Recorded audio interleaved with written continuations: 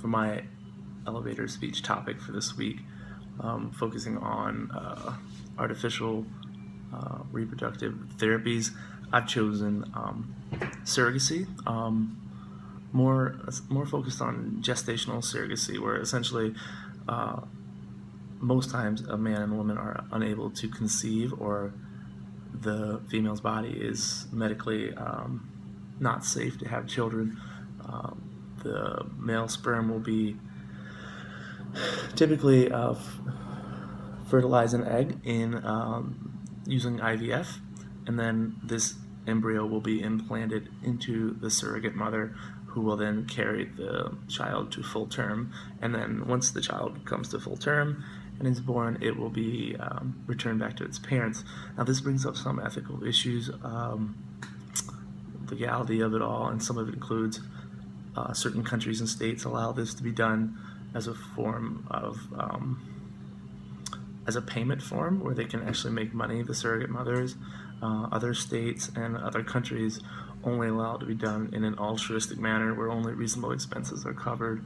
And then it brings up to light some other ethical issues.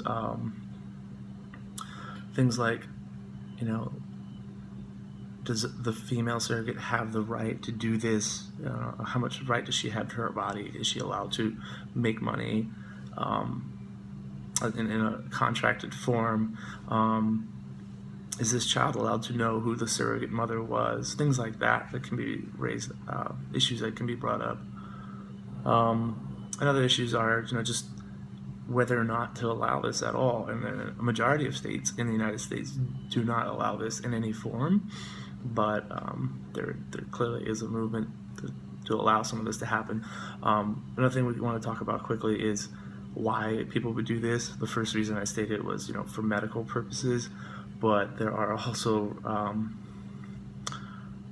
groups of people who might not want to carry a child to term because of the stress it performs on the body of the female, and instead they would choose a surrogate mother.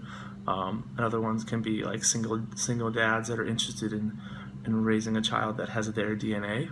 So they can use artificial insemination with a surrogate mother and then have the child as their own. So yeah, there's a lot of interesting things that can be brought up. I do think everyone deserves the right to children, so I think within reason, surrogacy can be a good thing.